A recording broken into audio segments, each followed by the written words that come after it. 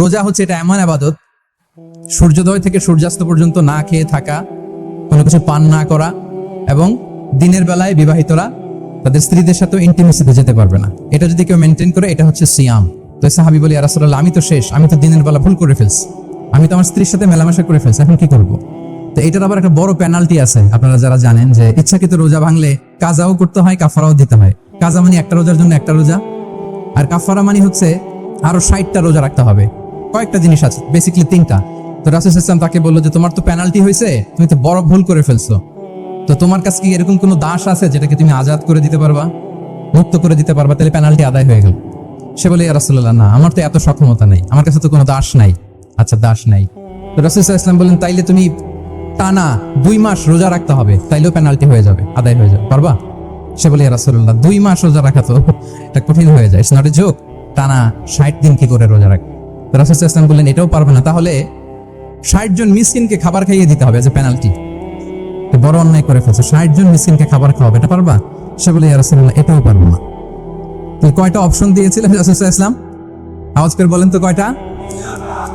একটাও উনি পারবে না। দাসও আজাদ করতে পারবে না, 2 মাস রোজাও রাখতে পারবে না, 60 জনকে খাওয়াতেও পারবে না। রাসূল সাল্লাল্লাহু আলাইহি ওয়াসাল্লাম বলেন, কিছুই যখন পারবে না, কি আর করা, যাও একটু অপেক্ষা করো, দেখি কি করা যায় তোমাকে নিয়ে। তো রাসূল সাল্লাল্লাহু আলাইহি ওয়াসাল্লাম অন্যান্যদের প্রশ্নের উত্তর দিচ্ছিলেন, সময় যাচ্ছে, হঠাৎ করে রাসূল সাল্লাল্লাহু আলাইহি ওয়াসাল্লামের দরবারে এক ঝুড়ি সাদাকার খেজুর আসলো, এক ঝুড়ি। তো সাদাকার এক ঝুড়ি খেজুর দেখে রাসূল সাল্লাল্লাহু আলাইহি ওয়াসাল্লাম বললেন, ওই ব্যক্তিকে ডাকো যার কিছু নাই, কিছুই করতে পারবে না। ডেকে আনা হলো। রাসূল সাল্লাল্লাহু আলাইহি ওয়াসাল্লাম বললেন, যাও, তুমি তো কিছুই করতে পারবে না, এই এক ঝুড়ি চ্যারিটির খেজুর, সাদাকার খেজুর, তুমি গরিবদের মাঝে বিতরণ করে দাও, তাসাদদাক বিহা, এটা বিতরণ করে দাও, তাইলে আশা করি আল্লাহ তোমাকে মাফ করবে। তো এই সাহাবী বলে, ইয়া রাসূলুল্লাহ, আলা আফকারা মিন্না ইয়া রাসূলুল্লাহ, আমার চেয়েও গরিব কাউকে খুঁজে বের করে দান করতে হবে? রাসূল সাল্লাল্লাহু আলাইহি ওয়াসাল্লাম বললেন, হ্যাঁ, গরিবকেই তো দিতে হবে। তো উনি বললেন যে, রাসূলুল্লাহ, পুরো মদিনার তল্লাটে আমার চাইতে গরিব কেউ আর নাই, আমি সবচাইতে গরিব। ফাদাহিকা রাসূলুল্লাহ, না, আল্লাহ আদেশ করেছেন তো মেনে নিয়েছি। নিজেকে উজাড় করে সঁপে দেয়া, ঠিক যেমনি সাইয়েদনা ইব্রাহিম আলাইহিস সালাম নিজেকে সঁপে দিয়েছিলেন। আল্লাহ তাআলা বলছেন, ওয়া ইয ক্বালা লাহু রাব্বুহু আসলিম ক্বালা আসলামতু লিরাব্বিল আলামিন। আল্লাহ তাআলা যখন সাইয়েদনা ইব্রাহিম আলাইহিস সালামকে বলেছিলেন যে, ইব্রাহিম, আসলিম মানে সারেন্ডার করো, আত্মসমর্পণ করো, তিনি কোনো যদি, কিন্তু, তবে এগুলোর আশ্রয় নিয়েছিলেন নাকি? বলেন তো, না। আসলামতু লিরাব্বিল আলামিন, আল্লাহ আমি সারেন্ডার করলাম, আল্লাহ আমি আত্মসমর্পণ করলাম, আল্লাহ আমার নিজেকে আমি আপনার কাছে সঁপে দিলাম। এটাই হচ্ছে ইসলাম। এবং আমাদের সম্মান, আমাদের স্টেটাস, আমাদের ডিগনিটি, আমাদের মর্যাদা আল্লাহ তাআলা রেখেছেন এই ইসলামের ভেতরে। সাইয়েদনা ওমর ফারুক রাদিয়াল্লাহু তাআলা আনহু তিনি বলতেন, নাহনু কওমুন আ'আজ্জানাল্লাহু বিল ইসলাম, আমরা তো এমন জাতি যে জাতিকে আল্লাহ তাআলা ইসলাম দিয়ে সম্মানিত করেছেন। আমরা তো এমন জাতি যে জাতিকে আল্লাহ ইসলাম দিয়ে মর্যাদা দিয়েছেন। ফাইন ইবতাগাইনাল ইজ্জাতা বিগাইরিহি আদাল্লানাল্লাহ, ইসলাম ছাড়া অন্য কোথাও যদি আমরা সম্মান তালাশ করি, স্টেটাস, ডিগনিটি, মর্যাদা তালাশ করি, তাহলে আল্লাহ তাআলা আমাদেরকে অপমানিত করে ছাড়বেন। তাহলে আওয়াজ করে বলুন তো, আমাদের সম্মান আর মর্যাদা ইসলামে। আওয়াজ করে বলি, আমাদের মর্যাদা সম্মান কোথায়? ইসলামে। And this is our identity, এটাই আমাদের আত্মপরিচয়। সম্মানিত সুধীমণ্ডলী, আমি আমার আজকের এই আলোচনায় 2টা বিষয়কে একটু টাচ করবার চেষ্টা করব। এক নাম্বার হচ্ছে, why should we feel proud of our identity, আমাদের মুসলিম আইডেন্টিটি নিয়ে আমাদের কেন প্রাউড ফিল করা উচিত? ইসলাম যে কত মহিমান্বিত, কত চমৎকার একটা religion and all encompassing way of life, এটা অনেক সময় আমরা উপলব্ধি করি না। তো আমরা বোঝার চেষ্টা করব যে কেন ইসলাম নিয়ে আমাদের প্রাউড ফিল করা উচিত। আমরা সবাই মুসলিম, এজন্যই কি ইসলাম অনন্য? আমি ইসলাম ধর্মের অনুসারী, তো গায়ের জোরে কি আমি ইসলামকে শ্রেষ্ঠ বলবো? শ্রেষ্ঠ বললে হবে না। আল্লাহ তাআলা এমন কিছু ক্যারেক্টারিস্টিক্স, এমন কিছু ফিচার দিয়ে ইসলামকে সৌন্দর্যমণ্ডিত করেছেন, বিউটিফাই করেছেন, ফলে বাই ডিফল্ট ইসলাম শ্রেষ্ঠ। আল্লাহু আকবার। এটা জোর করে, তর্ক করে, চাপার জোরে ইসলামকে শ্রেষ্ঠ প্রমাণ করা লাগবে না। বাই ডিফল্ট ইসলাম শ্রেষ্ঠ। এমন কিছু ফিচার আল্লাহ তাআলা আমাদেরকে দিয়েছেন ইসলামের ভেতরে, যে কারণে ইসলাম বাই ডিফল্ট এটা শ্রেষ্ঠ একটি ধর্ম। কি কি ফিচার দিয়ে আল্লাহ তাআলা ইসলামকে সমৃদ্ধ করেছেন, কেন ইসলাম অনন্য, কেন আমাদের মুসলিম আইডেন্টিটি নিয়ে আমাদের প্রাউড ফিল করা উচিত, এ বিষয়ে প্রথমে কথা বলবো। এরপরে কথা বলবো, what should we do to protect our Muslim identity, কেন আমরা প্রাউড ফিল করবো মুসলিম আইডেন্টিটি নিয়ে। এরপরে কথা বলবো, এই মুসলিম আইডেন্টিটিকে আমরা কিভাবে প্রোটেক্ট করতে পারি। তাহলে প্রথমে ইসলামকে আল্লাহ তাআলা কি কি অনন্য ফিচার, ক্যারেক্টারিস্টিক্স, বৈশিষ্ট্য দিয়ে ধন্য করেছেন। আমরা যদি এই টপিকে কথা বলি, তাহলে দেখব যে আল্লাহ তাআলা ইসলামকে একটা knowledge based way of life বানিয়েছেন। এটা জ্ঞান ভিত্তিক ধর্ম। অজ্ঞতার সাথে, ইগনোরেন্সের সাথে এই ধর্মের কোনো সম্পর্ক নেই। এবং ইসলামের প্রথম যে বাণীটি, কোরআনের প্রথম যে আয়াতটি, দ্য ভেরি ফার্স্ট ভার্স আল্লাহ তাআলা যে নাজিল করেছেন, সেখানেও আল্লাহ তাআলা আমাদেরকে জ্ঞানার্জনের কথা বলেছেন। হেরা গুহায় সূরা আলাকের প্রথম যে আয়াতটি নাজিল হয়েছে সেটি কি ছিল? ইকরা। আওয়াজ করে বলুন সেটি কি? ইকরা বিসমি রাব্বিকাল্লাযী খালাক, read in the name of your lord who has created. পড়ো তোমার প্রভুর নামে যিনি শিখিয়েছেন। তাহলে ইসলামের প্রথম কথাই হচ্ছে পড়ো, এক্সপ্লোর করো, ইনোভেট করো, ডেভেলপ করো। ইসলামের প্রথম কথাই হচ্ছে পড়া। জ্ঞানের সাথে নিজেকে জুড়ে রাখো, অজ্ঞতার সাথে ইসলামের কোনো সম্পর্ক। এবং জ্ঞানকে আল্লাহ রাসূল সাল্লাল্লাহু আলাইহি ওয়াসাল্লাম বিশ্বময় ছড়িয়ে দিতে বলেছেন। Knowledge has no boundaries. তিনি বলেছেন বাল্লিগু আন্নি ওয়ালাউ আয়া, একটি আয়াত হলেও আমার পক্ষ থেকে গোটা বিশ্বে ছড়িয়ে দাও। এবং জ্ঞানের রাস্তায়, জ্ঞানের পথে যে অগ্রসর হয়, আল্লাহর হাবিব সাল্লাল্লাহু আলাইহি ওয়াসাল্লাম বলেন, যে ব্যক্তি জ্ঞানের পথে অগ্রসর হয় সে মূলত জান্নাতের পথেই অগ্রসর হয়। মান সালাকা তরিকান ইয়ালতামিসু ফিহি ইলমান সাহালাল্লাহু লাহু তরিকান ইলাল জান্নাহ। যে জ্ঞান অর্জনের জন্য সামনে আগায় সে মূলত জান্নাতের দিকে আগায়। আল্লাহু আকবার। তাহলে ইসলাম একটা নলেজ বেসড রিলিজিয়ন। এখানে আমাদের গোজামিল দেওয়ার কোনো সুযোগ নাই। এটা জ্ঞান ভিত্তিক ধর্ম। এজন্য এই ধর্ম পেয়ে এই ওয়ে অফ লাইফ যে আমরা প্র্যাকটিস করি, আমাদের প্রাউড ফিল করার দরকার আছে না নাই? বলেন, প্রাউড ফিল হয় না? আচ্ছা, এক নাম্বার হচ্ছে নলেজ বেসড রিলিজিয়ন। দ্বিতীয়ত হচ্ছে ইসলাম হচ্ছে দ্বীনুল ইনসানিয়া, মানবতার ধর্ম। মানবতাকে ইসলাম অনেক গুরুত্ব দেয়। মানুষের সম্মান মর্যাদা সবচাইতে বেশি। ইসলাম মানুষকে বলে আশরাফুল মাখলুকাত। আল্লাহ তাআলা বলছেন ওয়ালাকাদ কাররামনা বানি আদম, I have dignified the status of the son of Adam. আদমের সব সন্তানদেরকে আমি মর্যাদা দিয়েছি। তিনি বলেননি যে আমি মুমিনদেরকে শুধু মর্যাদা দিয়েছি, শুধু মুসলিমদের মর্যাদা দিয়েছি, কেবলমাত্র মুসল্লিদেরকে মর্যাদা দিয়েছি, এমন তিনি বলেননি। ওয়ালাকাদ কাররামনা বানি আদম, গোটা বনি আদমকে, মুসলিম অমুসলিম নির্বিশেষে সব বনি আদমকে আমি সম্মানিত করেছি। আল্লাহু আকবার। এভাবে ইসলাম মানবতার কথা বলে এবং মানুষের জন্য যে কাজ করে, ইসলাম তাকে শ্রেষ্ঠ মানুষ বলেছে। খায়রুন নাস আনফাউহুম লিন-নাস, মানুষের মধ্যে শ্রেষ্ঠ সে মানুষ যে অন্যের কাজে লাগে, যে মানবতার উপকারে আসে, সে শ্রেষ্ঠ মানুষ। এভাবে ইসলাম মানবতার জয় গান গেয়েছে। আল্লাহ রাসূল সাল্লাল্লাহু আলাইহি ওয়াসাল্লামের সামনে দিয়ে একবার একটা লাশ যাচ্ছিল। তিনি সাহাবাদেরকে নিয়ে বসেছিলেন।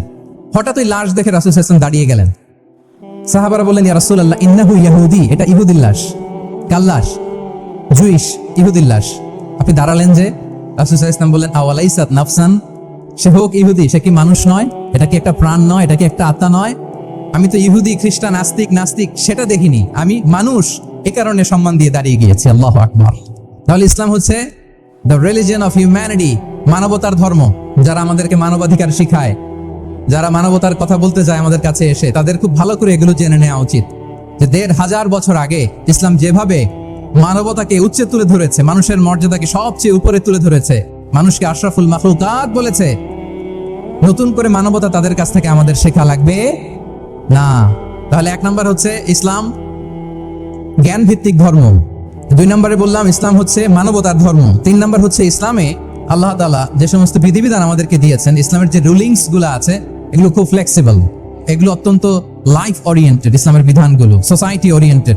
মোটেও আপনার কাছে এটাকে অসম্ভব মনে হবে না, মানতে যে কঠিন লাগবে না, বুঝতে সহজ, মানতে সহজ, এরকম চমৎকার বিধিবিধান আল্লাহ তাআলা ইসলামের ভেতরে দিয়েছেন।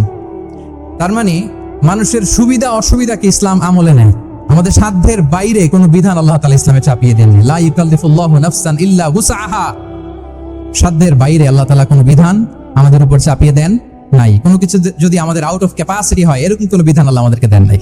বরং ইসলামের সবগুলো বিধান আপনার কাছে খুবই যুক্তি সুলভ লাগবে, খুবই স্বভাব সুলভ লাগবে, আপনার নেচারের সাথে, আপনার চাহিদার সাথে এটা খুব যায়, খুব স্যুট করে, এমন বিধান আল্লাহ তাআলা দিয়েছেন। আল্লাহ তাআলা বলছেন, ওয়ামা জাআলা আলাইকুম ফিদ-দীনি মিন হারাজ, দিনের ভেতরে, ইসলামের ভেতরে আমি কোনো হারাজ রাখিনি, জটিলতা রাখিনি, কাঠিন্যতা রাখিনি, বরং সহজ করে ইসলামকে তোমাদের জন্য আমি দিয়েছি।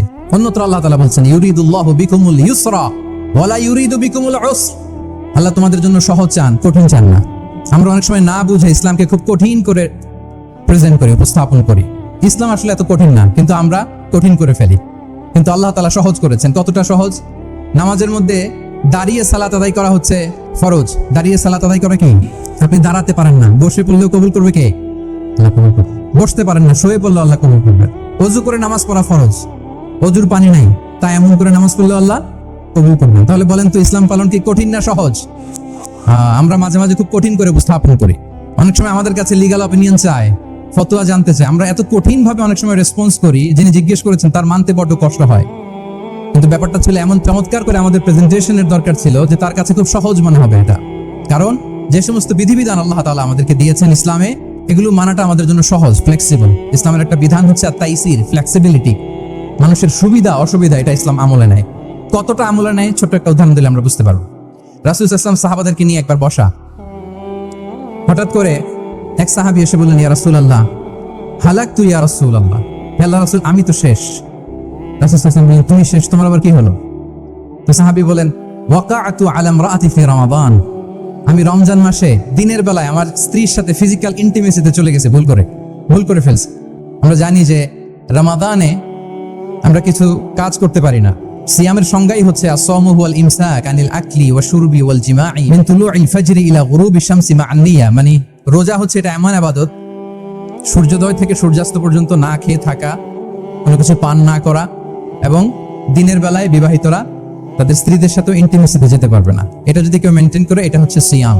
তো সাহাবী বলে, ইয়া রাসূলুল্লাহ আমি তো শেষ, আমি তো দিনের বেলা ভুল করে ফেলছি, আমি তো আমার স্ত্রীর সাথে মেলামেশা করে ফেলছি, এখন কি করব? তো এটার আবার একটা বড় পেনাল্টি আছে, আপনারা যারা জানেন যে ইচ্ছাকৃত রোজা ভাঙলে কাজাও করতে হয়, কাফারাও দিতে হয়। কাজা মানে একটা রোজার জন্য একটা রোজা, আর কাফারা মানে হচ্ছে আরো 60টা রোজা রাখতে হবে। কয়েকটা জিনিস আছে, বেসিক্যালি 3টা। তো রাসূল সাল্লাল্লাহু আলাইহি ওয়াসাল্লাম তাকে বললো যে তোমার তো পেনাল্টি হয়েছে, তুমি তো বড় ভুল করে ফেলছো, তো তোমার কাছে কি এরকম কোনো দাস আছে যেটাকে তুমি আজাদ করে দিতে পারবা, মুক্ত করে দিতে পারবা, তাহলে পেনাল্টি আদায় হয়ে গেল। সে বলে, ইয়া রাসূলুল্লাহ না, আমার তো এত সক্ষমতা নেই, আমার কাছে তো কোনো দাস নাই। আচ্ছা দাস নাই, তো রাসূল সাল্লাল্লাহু আলাইহি ওয়াসাল্লাম বললেন তাইলে তুমি টানা 2 মাস রোজা রাখতে হবে, তাইলেও পেনাল্টি হয়ে যাবে, আদায় হয়ে যাবে, পারবা? সে বলে, ইয়া রাসূলুল্লাহ 2 মাস রোজা রাখা তো এটা কঠিন হয়ে যায়, ইটস নট এ জোক, টানা 60 দিন কি করে রোজা রাখ? রাসূল সাল্লাল্লাহু আলাইহি ওয়াসাল্লাম বললেন এটাও পারবে না, তাহলে 60 জন মিসকিনকে খাবার খাইয়ে দিতে হবে এজ এ পেনাল্টি। তো বড় অন্যায় করে ফেলছে, 60 জন মিসকিনকে খাবার খাওয়াবে, এটা পারবা? সে বলে, ইয়া রাসূলুল্লাহ এটাও পারবো না। তো কয়টা অপশন দিয়েছিলেন রাসূল সাল্লাল্লাহু আলাইহি ওয়াসাল্লাম? আওয়াজ করে বলেন তো কয়টা? একটাও উনি পারবে না। দাসও আজাদ করতে পারবে না, 2 মাস রোজাও রাখতে পারবে না, 60 জনকে খাওয়াতেও পারবে না। তো রাসূল সাল্লাল্লাহু আলাইহি ওয়াসাল্লাম বলেন কিছুই যখন পারবে না, কি আর করা, যাও একটু অপেক্ষা করো, দেখি কি করা যায় তোমাকে নিয়ে। তো রাসূল সাল্লাল্লাহু আলাইহি ওয়াসাল্লাম অন্যান্যদের প্রশ্নের উত্তর দিচ্ছিলেন, সময় যাচ্ছে, হঠাৎ করে রাসূল সাল্লাল্লাহু আলাইহি ওয়াসাল্লামের দরবারে এক ঝুড়ি সাদাকার খেজুর আসলো, এক ঝুড়ি। তো সাদাকার এক ঝুড়ি খেজুর দেখে রাসূল সাল্লাল্লাহু আলাইহি ওয়াসাল্লাম বললেন, ওই ব্যক্তিকে ডাকো যার কিছু নাই, কিছুই করতে পারবে না। ডেকে আনা হলো। রাসূল সাল্লাল্লাহু আলাইহি ওয়াসাল্লাম বললেন, যাও, তুমি তো কিছুই করতে পারবে না, এই এক ঝুড়ি চ্যারিটির খেজুর, সাদাকার খেজুর তুমি গরিবদের মাঝে বিতরণ করে দাও, তাসাদ্দাক বিহা, এটা বিতরণ করে দাও, তাইলে আশা করি আল্লাহ তোমাকে মাফ করবে। তো এই সাহাবী বলে, ইয়া রাসূলুল্লাহ আলা আফকারা মিন্না ইয়া রাসূলুল্লাহ, আমার চেয়েও গরিব কাউকে খুঁজে বের করে দান করতে হবে? তো রাসূল সাল্লাল্লাহু আলাইহি ওয়াসাল্লাম বললেন, হ্যাঁ, গরিবকেই তো দিতে হবে। তো উনি বলেন যে রাসূলুল্লাহ পুরো মদিনার তল্লাটে আমার চাইতে গরিব কেউ আর নাই, আমি সবচাইতে গরিব। ফাদাহিকা রাসূলুল্লাহ হাত্তা বাদাত আনয়াবু, এই কথা শুনে রাসূল সাল্লাল্লাহু আলাইহি ওয়াসাল্লাম হেসে দিলেন, এত হেসে দিলেন যে রাসূল সাল্লাল্লাহু আলাইহি ওয়াসাল্লাম এই পাশের চোয়ালের দাঁত দেখা গেল, এত বেশি হাসেন না উনি, নিজেকে ধরে রাখতে পারলেন না, হাসি আটকে রাখতে পারলেন না। ফাদাহিকা রাসূলুল্লাহ, হেসে দিলেন, হাত্তা বাদাত আনিয়াবু, ওনার দাঁতের এই পাশ ও পাশ দেখা গেল। তো রাসূল সাল্লাল্লাহু আলাইহি ওয়াসাল্লাম বললেন, যাও, দাস মুক্তি করতে পারবে না, 2 মাস রোজাও রাখতে পারবে না, তারপরে 60 জনকে খাবারও খাওয়াতে পারবে না, এখন দিলাম চ্যারিটির এক ঝুড়ি খেজুর, এটা গরিবদের মধ্যে দান করে দাও। তুমি বলো যে তোমার চেয়ে গরিব আর কেউ নেই, তো কি করা, যাও তুমি তোমার ফ্যামিলি নিয়ে এটা খাও, তোমার ফ্যামিলির মেম্বার্স যারা আছে এদেরকে নিয়ে এটা কি করো, খাও। দেখেন আমাদের সুবিধা অসুবিধাকে ইসলাম কতটা বিবেচনায় নেই। আসছিল পেনাল্টি দিতে, কথা বুঝতেছেন আমার? ওই সাহাবী রাসূল সাল্লাল্লাহু আলাইহি ওয়াসাল্লামের কাছে আসছিল কি দিতে, পেনাল্টি, এখন নিয়ে গেল কি, এক ঝুড়ি। আল্লাহু আকবার পড়বেন না? দিস ইজ আওয়ার ইসলাম, যেটা নিয়ে আমাদের প্রাউড ফিল করা উচিত। কি বলেন?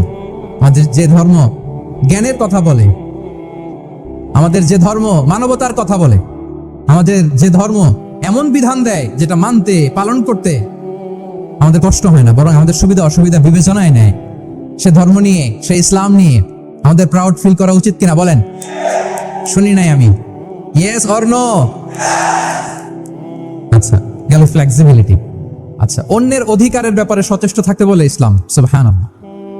আল মুসলিমু মান সালিমা আল মুসলিমুনা মিন লিসানিহি ওয়া ইয়াদিহি, মুসলিম তো সে যার হাত থেকে, যার হাতের অনিষ্ট, মুখের অনিষ্ট থেকে তার আশেপাশের ভাইয়েরা নিরাপদে থাকে, সে হচ্ছে মুসলিম। তার মানে আপনার হাত দিয়ে, আপনার কথা দিয়ে, আপনার কাজ দিয়ে আপনি আশেপাশের কাউকে যদি কষ্ট দেন, আপনি মুসলিম হতে পারবেন? আপনি আশেপাশের কাউকে কষ্ট দিতে পারবেন না। আপনার নেইবরকে যদি আপনি কষ্ট দেন, আপনি মুসলিম হতে পারবেন না। আপনি অন্যের প্রাইভেসিতে যদি ইন্টারফেয়ার করেন, কারো প্রাইভেসি যদি ভায়োলেট করেন, আপনি ভালো মুসলিম হতে পারবেন কারো পার্সোনাল স্পেসে যদি আপনি নাক গলান, আপনি যদি ইন্টারফেয়ার করেন, তাহলে আপনি ভালো মুসলিম হতে পারবেন না। অন্যের অধিকারের ব্যাপারে ইসলাম আমাদেরকে সচেষ্ট থাকতে বলে। ইসলাম বলে ওয়ালা তাজাসসু, খবরদার খবরদার গোয়েন্দাগিরি করো না, কারো পার্সোনাল স্পেসে নাক ঢুকিও না। যেটা তোমার ইস্যু না, যেটা তোমার বিজনেস না, ওখানে তুমি কবু যাবে না। কিন্তু আমরা এগুলো ভায়োলেট করে দাঁড়াচ্ছে, কি বলেন, করি না? অন্যের কোনো বিষয়ে আমাদের আগ্রহ থাকে বেশি, এরকম থাকে না? এনএসইউতে আলহামদুলিল্লাহ এরকম কেউ নাই, আছে এরকম? কারো পার্সোনাল বিষয়ে আমাদের কোনো ইন্টারেস্ট আছে? আছে না নাই? হাফ হাফ হয়ে গেছে, দেখছেন? আচ্ছা, অন্যের পার্সোনাল বিষয় জানতে খুব মন চায় কার কার, দেখি হাত তুলে ফেলছে কয়েকজন। আল্লাহ হেদায়েত দেখ আমাদেরকে। আচ্ছা, অন্যের পার্সোনাল বিষয়ে নাক গলাই না, এরকম কারা কারা, দেখি। মাশাআল্লাহ মাশাআল্লাহ মাশাআল্লাহ, ঠিক আছে, হাত নামান, ঠিক আছে। এবার দুইবারের একবারও যারা হাত তোলেন নাই তারা হাত তোলেন। আপনারা কি করেন? আচ্ছা, তাহলে অন্যের পার্সোনাল ইস্যুতে আমরা আজকে থেকে নাক গলাবো, আমরা ভুল করে ফেলি। ইনশাআল্লাহ আমরা এমনটা করব না। আমরা খুঁচিয়ে খুঁচিয়ে তার পার্সোনাল বিষয় জানতে চাই। বিশেষ করে নিঃসন্তান দম্পতি পেলে আমি দেখেছি খুঁটিয়ে খুঁটিয়ে তাকে প্রশ্ন করে যে ভাই কি সমস্যা, বেবি নিচ্ছেন না কেন, কার সমস্যা, আপনার সমস্যা না ভাবির সমস্যা, আরে বেটা তোর কি সমস্যা সেটা বল। একজন নিঃসন্তান দম্পতি কি পরীক্ষার মধ্য দিয়ে যায় আমাদের কোনো আইডিয়া আছে? আর এই পরীক্ষার মধ্যে যদি আমরা কাটা গায়ে নুনের ছিটা যদি দেই তাহলে তার কেমন লাগবে বলেন তো? আছে তো সে পরীক্ষার মধ্যে, খুঁটিয়ে খুঁটিয়ে আমরা তাকে বিব্রত করার চেষ্টা করি। আল্লাহ আমাদেরকে হেফাজত করুন। এগুলো আমরা করবো না ইনশাআল্লাহ, বলেন। তাহলে দেখেন যে ইসলাম আমাদেরকে ইনস্ট্রাক্ট করে, খবরদার কারো পার্সোনাল স্পেসে নাক গলাবা না। হ্যাঁ, প্রত্যেকের একটা প্রাইভেট স্পেস আছে, কেউ এখানে ইন্টারফেয়ার করতে পারবে। ইসলাম আমাদেরকে অন্যের রাইটস এর ব্যাপারে সচেতন থাকতে বলে। ইসলাম আমাদেরকে কমিউনাল হারমোনির কথা বলে, সাম্প্রদায়িক সম্প্রীতি। আমরা মুসলিম, এদেশে আমরা মুসলিম সংখ্যাগরিষ্ঠ, কিন্তু আমাদের হিন্দু ভাইয়েরা আছে, বৌদ্ধরা আছে, তাদের সাথে মিলেমিশে থাকার কথা বলে। এবং রাসূল সাল্লাল্লাহু আলাইহি ওয়াসাল্লাম তো মদিনাতে যে তাই করেছেন, মদিনা চার্টার করেছেন। জুইশরা ছিল, পেগানরা ছিল, মুসলিমরা ছিল, সবাইকে নিয়ে তিনি মদিনা চার্টার করেছেন। পরবর্তীতে তারা বিট্রে করার কারণে, ট্রেচারের কারণে এই মদিনা চার্টার ভঙ্গ হয়েছে, কিন্তু রাসূল সাল্লাল্লাহু আলাইহি ওয়াসাল্লামের পক্ষ থেকে কোনো না ছিল না। তাহলে এই যে পরমত সহিষ্ণুতা, রিলিজিয়াস কোএক্সিস্টেন্স, ধর্মীয় সহাবস্থান, এটার কথা ইসলাম আমাদেরকে বলে। এবং কতটা জোরালো ভাবে বলে আপনি অবাক হবেন। মাইনরিটি রাইটস কে ইসলাম এমন ভাবে প্রিজার্ভ করেছে। আল্লাহ রাসূল সাল্লাল্লাহু আলাইহি ওয়া আলিহি ওয়াসাল্লাম বলেন, কোন হিন্দু, কোন মাইনরিটি, কোন সংখ্যালঘু, শব্দটা যদি আমাদের পছন্দের না, বোঝানোর জন্য বলছি, কোন অমুসলিম যদি মুসলিমদের পাশে থাকে এবং কোন মুসলিম যদি তার রাইটকে ভায়োলেট করে, যেমন আপনি মুসলিম, আপনার নেইবার হচ্ছে হিন্দু, আপনি যদি তার হক নষ্ট করেন, জোর করে তার জমি দখল করেন, তাকে তার প্রাপ্য থেকে বঞ্চিত করেন, রাসূল সাল্লাল্লাহু আলাইহি ওয়াসাল্লাম বলেন কিয়ামতের দিন আমি ওই হিন্দুর পক্ষে মুসলিমের বিপক্ষে বাদী হয়ে দাঁড়াবো। আল্লাহু আকবার। রাসূল সাল্লাল্লাহু আলাইহি ওয়াসাল্লাম ওই হিন্দুর পক্ষে, আমি রাসূল সাল্লাল্লাহু আলাইহি ওয়াসাল্লামের উম্মত, আমার বিপক্ষে দাঁড়াবেন। আল্লাহু আকবার। What a marvellous statement. আল্লাহু আকবার। সংখ্যালঘুদের উপর যদি কেউ কোন মুসলিম অত্যাচার করে, রাসূল সাল্লাল্লাহু আলাইহি ওয়াসাল্লাম বলেন তুমি আমার উম্মত হতে পারো, কিন্তু তোমার পক্ষে না, আমি ওই মাজলুমের পক্ষে কিয়ামতের দিন দাঁড়াবো। দিস ইজ ইসলাম। ইসলাম আমাদেরকে অন্য যে ফেইথ আছে, Islam teaches us to respect other faith, অন্যান্য যে ফেইথ গুলো আছে এগুলোর প্রতি শ্রদ্ধা দেখাতে বলে, সম্মান দেখাতে বলে। আল্লাহ তাআলা বলছেন ওয়ালা তাসুবুল্লাযীনা ইয়াদউনা মিন দুনিল্লাহি ফায়াসুবুল্লাহা আদওয়ান বিগাইরি ইলম। ওহে বিশ্বাসীরা, আল্লাহকে ছাড়া তারা যাদেরকে ডাকে, যাদের উপাসনা করে, ওই সমস্ত দেবদেবীকে তোমরা গালি দিও না। ফলে রাগান্বিত হয়ে অজ্ঞতাবশত তারা আল্লাহকে গালি দিবে। কথা বুঝতে পেরেছেন? ওরা নানা কিছুর উপাসনা করে, কিন্তু আমরা কি যেসব জিনিসের তারা উপাসনা করে তাদেরকে গালি দিতে পারবো বলেন? আল্লাহ স্পষ্ট করে বলেছেন খবরদার তাদের দেবতাদের গালি দিও না, তাহলে ওরা আল্লাহকে গালি দিবে। তাহলে কেমন যেন আল্লাহকে গালি খাওয়ানোর কারণ হলাম কে? আমি। কেউ যদি অন্য ধর্মকে ছোট করে সে মূলত ইসলামকে ছোট করে। আই রিপিট, আমি আবারও বলছি, যে অন্য ধর্মকে ছোট করে সে ইসলামকে ছোট করে। তাহলে অন্যান্য যে ফেইথ আছে এগুলোর ব্যাপারে আমাদেরকে শ্রদ্ধাশীল থাকতে বলেছে ইসলাম। সর্বশেষ ব্যালেন্সড অ্যাপ্রোচের কথা ইসলাম আমাদেরকে বলেছে, আমরা যেন ভারসাম্যপূর্ণ জীবন আচরণে বিশ্বাসী হই। আমাদের কথায়, আমাদের কাজে, আমাদের বিশ্বাসে, আমাদের আচরণে, দাওয়াতি কাজ করার ক্ষেত্রে, ইসলামকে বোঝার ক্ষেত্রে, ইসলামকে বোঝানোর ক্ষেত্রে আমাদেরকে ব্যালেন্সড অ্যাপ্রোচে বিশ্বাসী হতে হবে, ভারসাম্যপূর্ণ আচরণ করতে হবে, যেটাকে আরবিতে বলে আল ওয়াসাতিয়া। সম্মানিত সুধী মণ্ডলী, ওয়াকাযালিকা জাআলনাকুম উম্মাতান ওয়াসাতা লিতাকুনু শুহাদাআ আলান নাস ওয়া ইয়াকুনা রাসূলু আলাইকুম শাহিদা। আমরা হচ্ছে মধ্যমপন্থী জাতি। ইসলাম আমাদেরকে বাড়াবাড়িও শেখায় না, ছাড়াছাড়িও শেখায় না, বরং মাঝামাঝি থাকতে বলে। আলহামদুলিল্লাহ বলেন।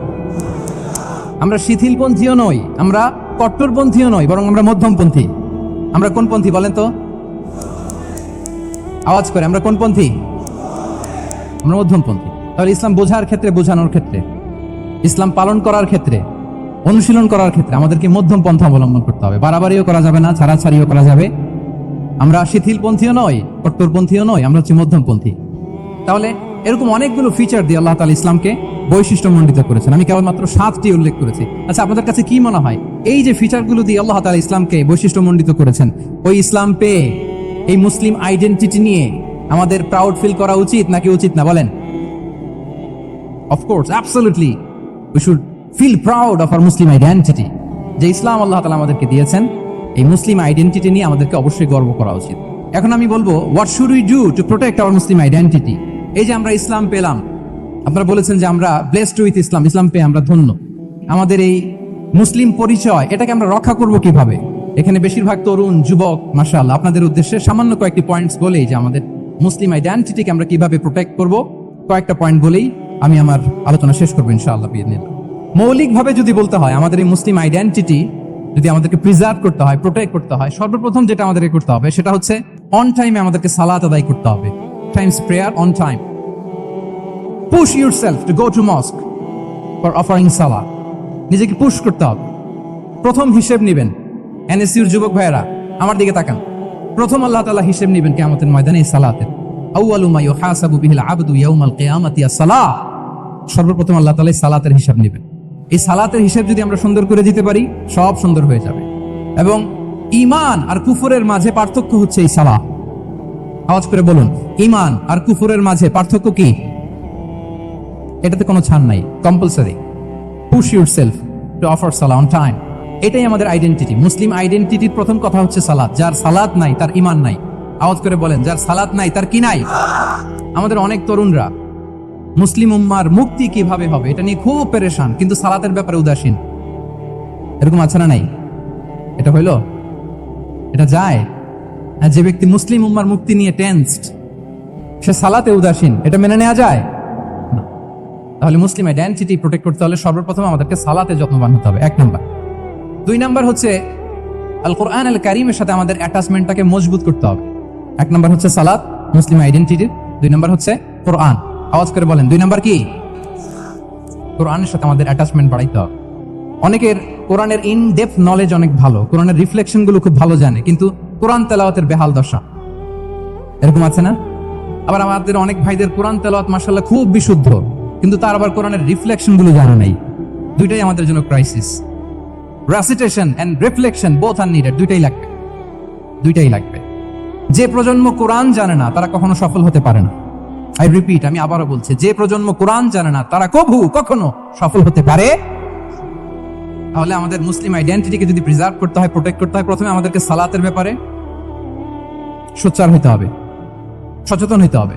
2 নম্বরে কোরআনের সাথে আমাদেরকে অ্যাটাচমেন্ট বাড়াইতে হবে। কোরআন যেমনি বিশুদ্ধভাবে আমার আবৃত্তি করতে, তেলাওয়াত করতে জানতে হবে, আবার কোরআনের রিফ্লেকশন গুলো, কোরআনের শিক্ষাগুলো আমাদেরকে জানতে হবে। দুটো গেল। 3 নম্বর হচ্ছে হালাল হারাম কনসার্ন। হালাল যদি আপনি মেনটেন না করেন, আপনার কোনো মুসলিম আইডেন্টিটি নাই। আল্লাহ বলছেন, কুলু মিম্মা ফিল আরদি হালালান তাইয়্যিবা। এই জমিনে যেগুলোকে আমি হালাল করেছি এগুলো তোমরা কনজিউম করো।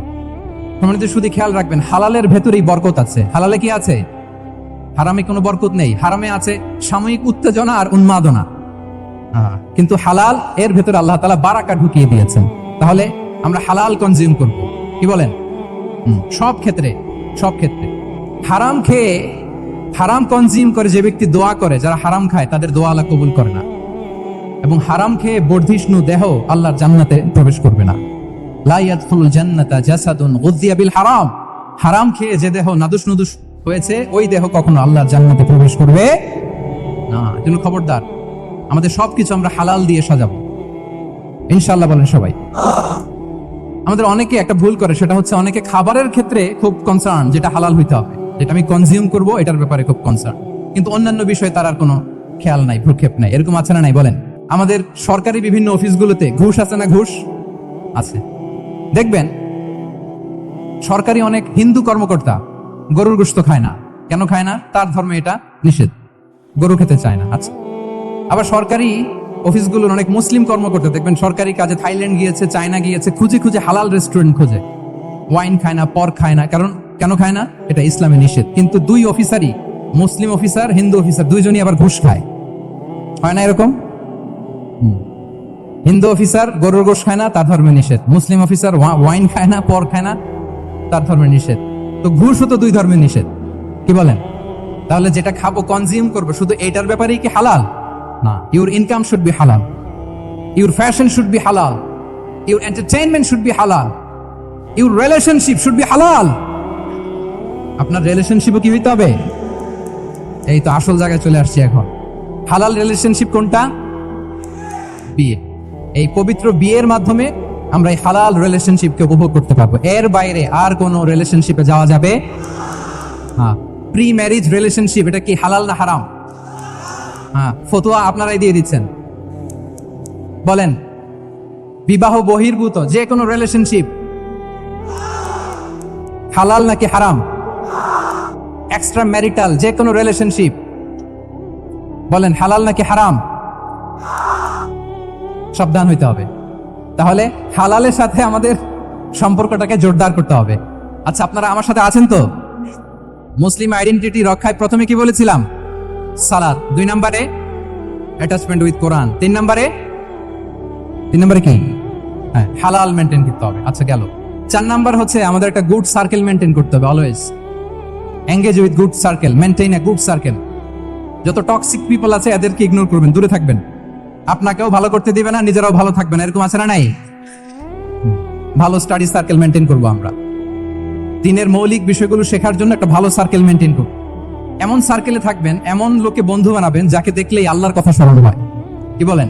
এরকম একটা ভালো পরিবেশ খুঁজে নেন, একটা দ্বীনি সার্কেল খুঁজে নেন। Never stop learning Islamic knowledge. যারা এই যে নলেজ শেয়ারিং সেশন করে, ইসলামিক হালাকা করে, কোরআনিক স্টাডি সার্কেল করে, এই সার্কেলগুলোর সাথে আমরা থাকবো ইনশাআল্লাহ। কি বলেন? সবাই থাকবেন তো? তা না হলে মুসলিম আইডেন্টিটি আমরা প্রোটেক্ট করতে পারবো। আচ্ছা, 5 নম্বরে হচ্ছে এঙ্গেজ উইথ গুড ওয়ার্ক। কল্যাণমূলক কাজের সাথে নিজেকে আমরা জড়িয়ে রাখবো। এই যে টাইমটা আপনার লাইফের সবচেয়ে ক্রিম টাইম আপনি পার করছেন, বেশিরভাগ শ্রোতাই তো এখানে তরুণ এবং যুবক। এই সময় আপনি আর পাবেন না, কখনো পাবেন না। এই টাইমটাকে যেন আমরা কাজে লাগাই। এমন সময় আপনারা পার করছেন, আপনারা চাইলে বাতাসের গতিকে আপনারা পাল্টে দিতে পারেন, সাগরের স্রোতকে উল্টে দিতে পারেন, আপনারা চাইলে ইতিহাস গড়তে পারেন। এই যে 24-এর এই যে আপরাইজিং হলো, কারা করেছে এটা? হ্যাঁ, প্রবীণরা না নবীনরা? বলেন তো। এই যে আবু সাইদ বুক টান টান করে যে দাঁড়িয়েছে, সে কি বুড়া মানুষ ছিল না যুবক ছিল আপনাদের মতো? আল্লাহ রাসূল সাল্লাল্লাহু আলাইহি ওয়া আলিহি ওয়াসাল্লাম তিনি বলেন, ইগতানিম খামসান ক্বাবলা খামসিন। 5 জিনিস ফুরিয়ে যাওয়ার আগে 5 জিনিসকে গনিমত মনে করো, গুরুত্বপূর্ণ মনে করো। এর মধ্যে একটা হচ্ছে শাবাবাকা ক্বাবলা হারামিক। তোমার বার্ধক্য আসার আগে তোমার এই যৌবনকে, প্রৌঢ়ত্বের আগে এই যৌবনকে কাজে লাগাও। এবং কিয়ামতের দিন আল্লাহ তাআলা 7 শ্রেণীর ব্যক্তিকে তার সুশীতল আরশের নিচে ছায়া দিবেন, যেদিন আল্লাহর আরশের সুশীতল ঠান্ডা ছায়া ছাড়া আর কোনো ছায়ার ব্যবস্থা থাকবে না। ওই 7 শ্রেণীর ব্যক্তির মধ্যে এক ব্যক্তি হচ্ছে ওয়াশাবুন নাশাআ ফি ইবাদাতিল্লাহ। এমন যুবক যে আল্লাহর ইবাদতে তার যৌবনকে কাটিয়েছে। বলেন, ওইরকম যুবক হতে আমরা চাই কি চাই না? তাহলে আমাদের এই যৌবনকে আমরা কাজে লাগাবো। 6 নম্বরে হচ্ছে কনসিস্টেন্সি, ধারাবাহিকতা। আরবিতে বলে আল মুদাওয়ামা। এই যে আজকে মাশায়েখরা এখানে কথা বলবেন, এত মোটিভেটেড হয়েছেন, কালকে থেকে মাশাআল্লাহ নামাজ, নফল রোজা, কোরআন তেলাওয়াত শুরু করছেন, কিন্তু 10 দিন পরে আবার শেষ, 1 সপ্তাহ পরে আবার আর নাই মোটিভেশন। এরকম হয় কি হয় না? আমরা কি শুধু 7 দিনের জন্য মোটিভেশন নেব আজকের কনফারেন্স থেকে, নাকি আজীবনের জন্য নেব? আজীবনের জন্য নেব। ধারাবাহিকভাবে রেগুলার আমরা কিছু নফল ইবাদত করব, রেগুলার আমরা আধা পৃষ্ঠা হলেও আল্লাহর কিতাব কোরআন তেলাওয়াত করব, প্রতিদিন 2টি আয়াত হলেও আমরা অর্থ পড়ব, একটি হলো আল্লাহ রাসূল সাল্লাল্লাহু আলাইহি ওয়াসাল্লামের হাদিস আমরা পড়ব। তাহলে ধারাবাহিক আমল আল্লাহর কাছে খুব প্রিয়। আহাব্বুল আমালি ইলাল্লাহি আদওয়ামুহা ওয়া ইন কাল্লা। রাসূল সাল্লাল্লাহু আলাইহি ওয়াসাল্লাম বলেন, আল্লাহর কাছে সবচেয়ে প্রিয় আমল ওইটা যেটা আমার বান্দা নিয়মিত করে, ধারাবাহিকভাবে করে, যদিও পরিমাণে ওইটা অল্প, যদিও পরিমাণে সেটা কি অল্প। তাহলে এই মোটিভেশনকে আমরা কন্টিনিউ করব ইনশাআল্লাহ। বলেন সবাই। সব শেষে খুবই গুরুত্বপূর্ণ হাম্বলনেস, বিনয় থাকতে হবে আমাদের, ডাউন টু আর্থ হইতে হবে।